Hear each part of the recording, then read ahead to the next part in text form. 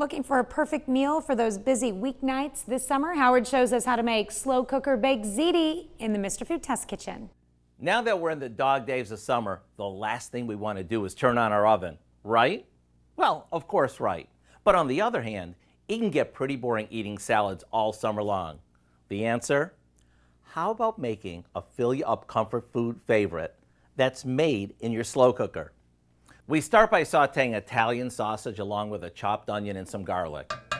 While that finishes up, we mix together some ricotta cheese with a couple of beaten eggs, a good amount of shredded mozzarella, some Parmesan cheese, and some oregano. Then, after lining the bottom of our slow cooker with some spaghetti sauce, we add in half of the cooked sausage, half of the ricotta mixture, and half a pound of uncooked ziti that we rinsed in cold water. That allows us to throw it in without cooking it first. After layering everything one more time, we finish it off with more sauce and cheese. Then we simply turn on the slow cooker and walk away. When it's done, what we end up with is a slow-cooked, comforting favorite. There's no heating up the kitchen and no need to rush home to make dinner. It's ready to serve whenever your gang is ready to dig in.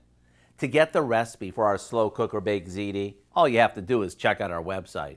I'm Howard in the Mr. Food Test Kitchen, where today we found a slow cooked summer way for you to say, ooh, it's so good. You can find this recipe along with a lot more good food from the Mr. Food Test Kitchen online. Just go to our website